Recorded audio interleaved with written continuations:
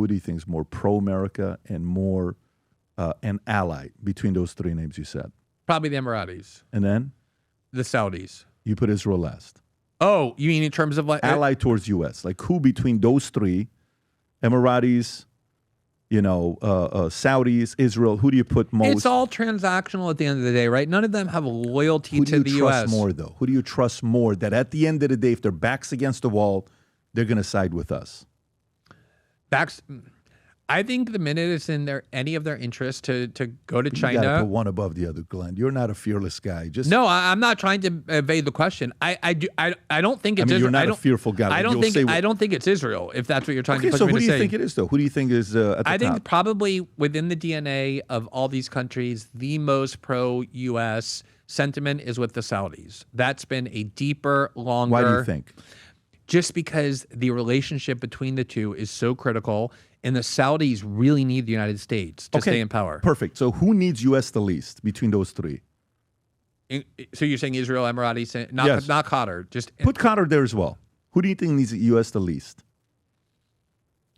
I think right now Israel needs the U.S. the most. I agree. That I think is true. I agree. No, that I agree. Yeah.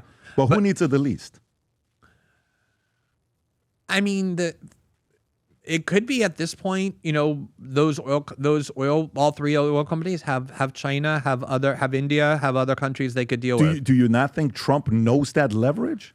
If the king of leverage of presidents we've ever had is not George Bush, is not Obama, is not senior, it's not maybe senior because he had some experience on the CIA side. It's probably not Reagan.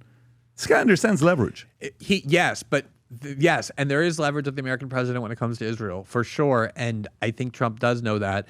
At the same time, you think that any president, including Trump, could put Israel in its place, could cut Israel off in any meaningful way, could threaten Israel without repercussions? No. He would be destroyed. Nah, I don't. It's the same way I think if you run for president as 100% anti-Israel, I don't think that's the wise move. I'm not saying no. Forget about the elections. Trump doesn't care about the elections. Presumably, he's done right in 2020. Presumably, do I think Israel? Ask the question again. Do I think Israel? No. Let's say Trump really put the genuine clamps down on Israel, like withheld military aid, withheld economic aid, didn't protect them at the UN the way we've been doing, any of the things we do with Israel because he's angry at Netanyahu, punishing Netanyahu.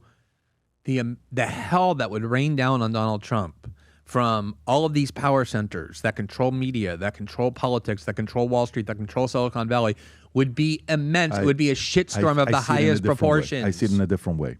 And the way I see it is the following. What else can you do to this guy at this point? What else? Media? What are you going to? You're going to bring up Karen McDougal? What are you going to bring up? You're going to bring up Stormy? What are you going to bring up with him? You're going to bring up a Trump stake? You're going to bring up Trump bankruptcies? You're going to bring up the mugshot? What else are you going to do to this guy? We've had presidents who had their heads blown off. And where I'm going with, they've tried to do the same thing too. What I'm trying to say is the following. I think there's a difference between the notion of, like for example, we're going to do a funny skit for one of our channels and say, we'd like to thank our sponsors today. We believe we're the only company in the world that's gotten sponsored from Qatar as well as Israel. Congratulations. No, we wanted to kind of do that to say, hey, thank you, Qatar, for the $7,000, and thank you, Israel. Right. AIPAC, we are thankful for you. Some of you guys. But the part is, there is the noise of social media. They're funded by Qatar. They're funded by Israel. They're funded by... Okay, that was one of the main reasons why I stopped taking sponsorship money. I just wanted everybody to know we're just going to drive our own business. Now, would I come back and take money from some businesses that I support and I have equity in? Yes, because I have equity in the company. But we're like nothing. Rob, how long ago was it we took sponsorship money from it? What would you say that timeline is? At least 2 years, I would think. I think it's exactly right around the October 7th. I don't want any more money to be given to us, right? But there is the noise that's like, Israel controls Trump. I don't think that's the case. I think the way I see it is, he truly knows who Israel is. He knows Israel's the only child. And he knows, Trump had 5 kids. And he knows how to steer the pot. I mean, one time Don Jr. is in his mid to late 30s. And they ask him, they say, so, you must be really proud of Don and your kids. He says, well, we'll see. I mean, he's still young. He's my baby, and we'll see how he's going to do. But still young. Well, hopefully, he likes that. He likes the. We'll see what they're going to do. We'll see, and then he wants, you know what, they're great allies, they're this, but then we'll see. But then, so I think he's playing the game of pinning people against each other to get the best results and the best deals for himself, because that's what you do in real estate. I get it. But at the same time, and I think if you will talk to anybody in Washington, which I know you do, and you're, a very kind of pragmatic business man type of person who looks at things in terms of leverage and power, you cannot underestimate the power of the Israel lobby. And the power of the Israel lobby is not, I'm not saying you don't. I don't. But it's not, their power is not, we run some negative ads against you. That's not their power. They destroy people. They Trump has not just himself, who he cares about a lot, but his family, his friends, his associate, his business interests. After the Jews went through the Holocaust, they see everything in an existential way. I agree.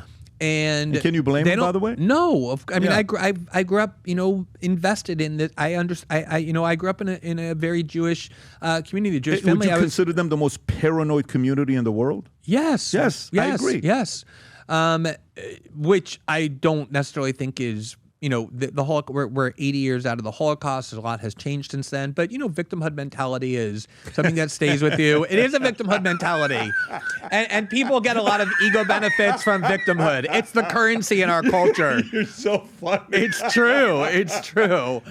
But yes, so that is very much part of the Israel and the Jewish mindset, whether for psychological reasons, valid reasons, pragmatic reasons, tactical ones, whatever. But for that reason, they don't fuck around. Like they're not a joke. And anyone who understands anything about them understands that they are not to be trifled with. Yeah, and it's so funny. You know what I just Googled? Andy Grove, who is, I don't know if you know who Andy Grove is. Andy Grove is, just pull up his Wikipedia. I want to read him who he is. He is known as Hungarian-American businessman and engineer who served as the CEO of Intel Corporation. He escaped the Hungarian People's Republic during the 1956 revolution at the age of 20. He is known as the greatest CEO in that era. Everybody wanted to duplicate this guy. He died almost 10 years ago. Time magazine 1997 called him the Man of the Year. He wrote a book called Only the Paranoid Survive. And I just asked ChatGPT, was he Jewish? He is a Jewish family from Hungary. He wrote a book. I could have told you that without ChatGPT. Can you go to Only the Paranoid Survive? Only the Paranoid Survive book. That's Andy Grove. The title, Only the Paranoid Survive. So I see that because for me, I relate to that from the Middle Eastern kid, Christian guy growing up in Iran. Dude, we were very paranoid.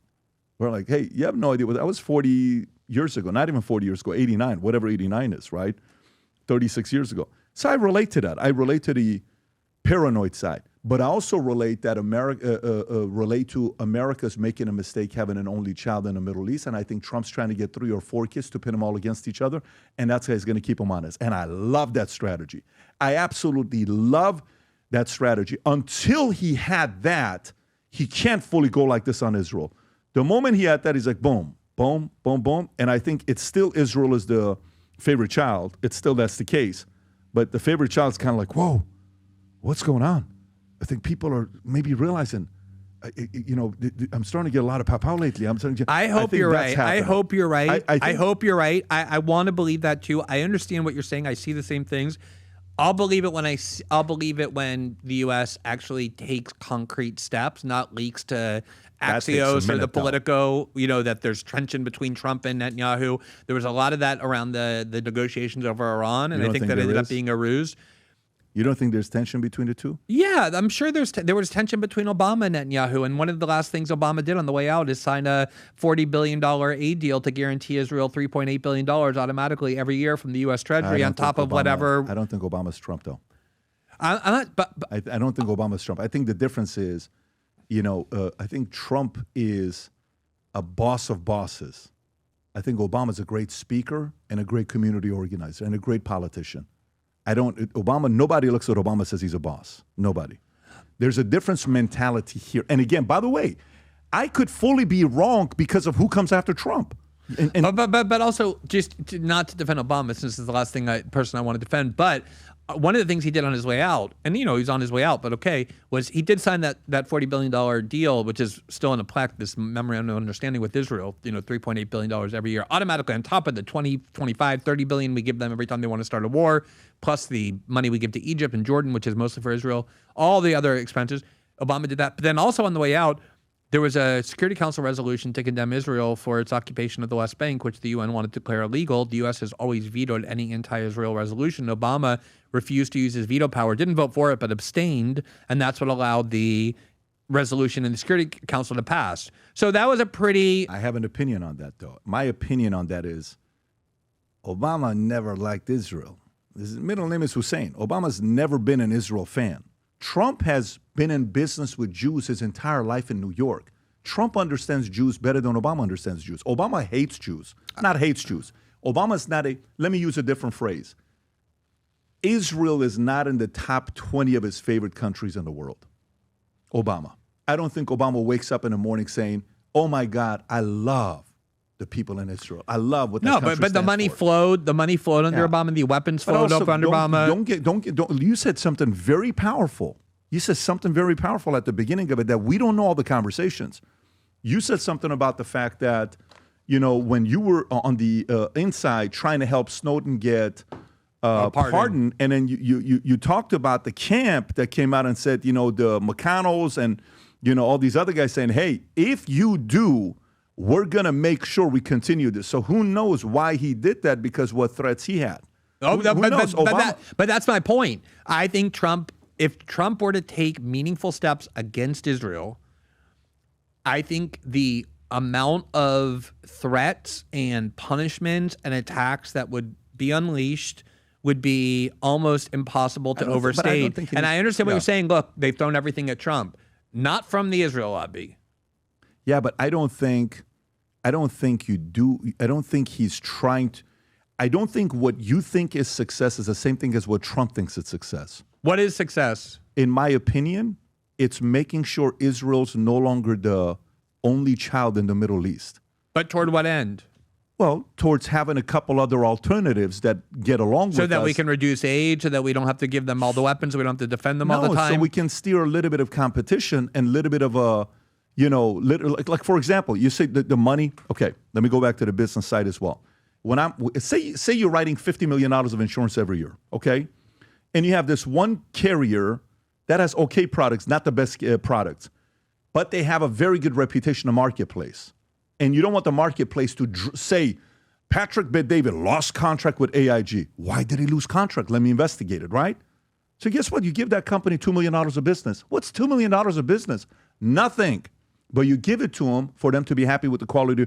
That's called strategy. That's called... But what do we need Israel for? The Saudis, the Emiratis, the Qataris, the Bahrainis, the Jordanians, they would happily sell our oil to us. No, it's not just that, buddy. What else? Why do we need Israel? I think you need them for the intel. To me, it's purely the intel. Intel about whom? Are you kidding me? Who is their neighbor? Who are they right next to? Where are they in the middle of? I think there's a benefit to having a good relationship with Israel. I think there's a benefit of having a good relationship with Qatar. I think there's a benefit with having a good relation with Saudi.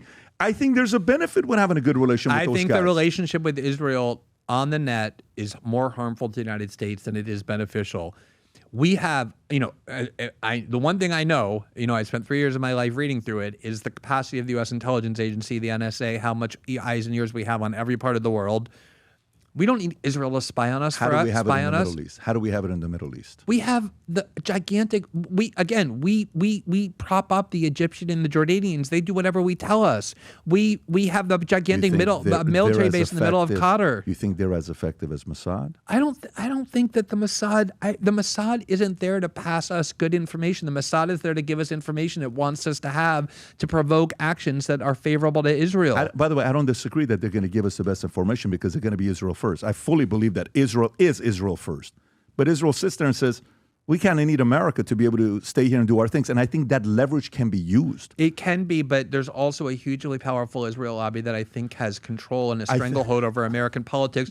And I hope you're right that Trump is trying to get out of it. You know what the problem is? I hope you're right. Okay. I really do. You know what the problem is? Here's what the problem is. And by the way, I can't tell you how much I appreciate the fact that you can have this conversation and I don't even know if we're disagreeing, by the way. I don't even know if the disagreement is that I'm taking a position, you're taking a position.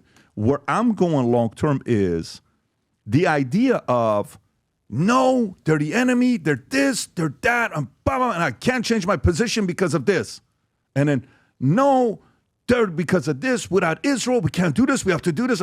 No, how about let's kind of go here a little bit. By the way, in my opinion, you know what's the hardest place to be? You know what's the toughest place to be? Not here or here. You're here, you have friends. If you're here, you have friends and allies. You ain't got friends when you're here. Yeah, exactly. And when you're trying to be here, they're like, well, let me tell you he's on that side. No, well, let me tell you he's on this side. I was a kid growing up. You know what they used to tell me? My mother's side would say, he's a Bet-David. He's an Assyrian. And my father's side would say, he's a Bohosian. He's an Armenian. I'm like, screw both of you. The only ones I care about is my mom, my dad, my sister. I don't play this politics stuff. I'm here. And it took a couple decades for people to realize, well, he was kind of fair.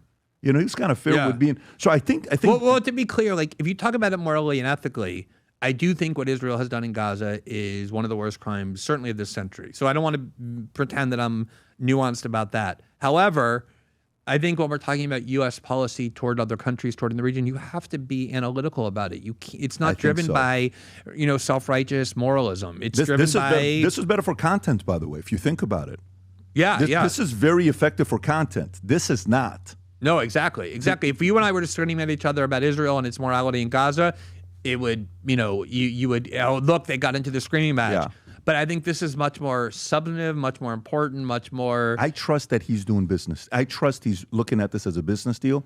And the only thing is, when I sold and I hope he does this, when you leave and you're trying to put certain rules and guidelines in place to make sure some of the stuff doesn't repeat itself, we're going to see if he's going to be able to pull that off, because that's the real trick. And that's why I say I hope you're right. I know. But at the end of the day, I also think among all the other things Trump's weighing, and I think your analysis of his view of the Middle East is exactly right, he's also weighing, and he'd be stupid not to, the things that the pro-Israel lobby could do to him and to things he cares about if he were really to take action against Israel. That has to be in his mind. He'd be crazy not to be. You can say, oh, he's been through everything. Trump is self-interested. He's human, and he has kids and their businesses and his grandkids and things he cares about. And anyone who cares about things is vulnerable. Yeah, and by the way, I think anybody who cares about anything is also better for society. For sure. I think anybody who has nothing to lose is horrible for society.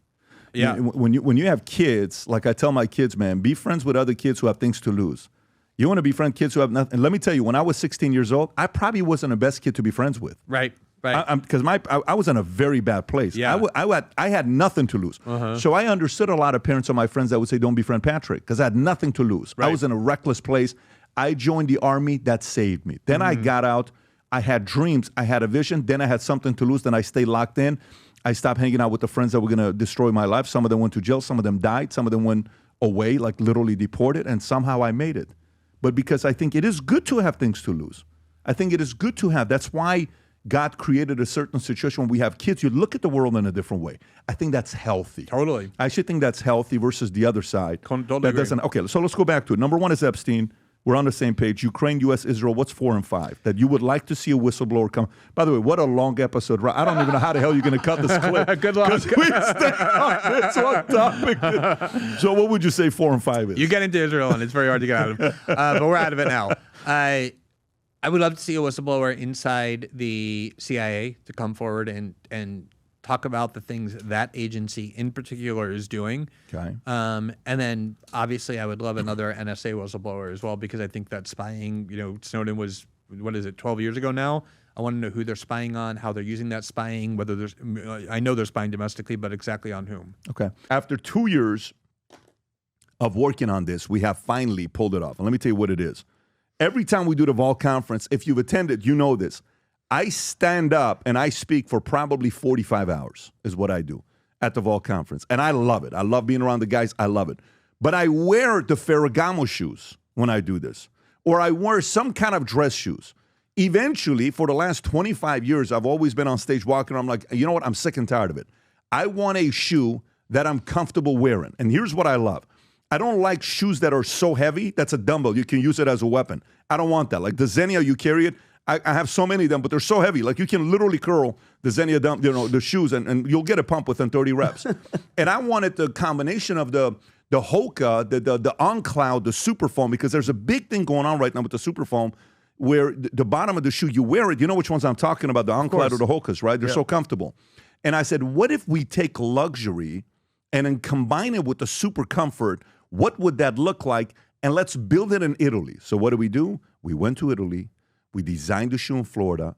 We made the shoe in Italy in five of the factories. We went back and forth, God knows how many times. And by the way, the shoes we're about to launch and introduce to you right now, where you're going to see the video for the first time, I've been wearing those shoes for the last 22 days straight. I'm wearing them right now. I literally wear it with suits. I wore it yesterday when we went to lunch. I wear it every single day. It's the most comfortable shoes I have, yet it's authentic Italian leather. Rob, if you don't mind playing the video, go for it. Here's the video of the latest shoe, the FLBs. When we set out to create a shoe that blends comfort, function, and luxury, we had the choice to make it fast. We had the choice to make it cheap.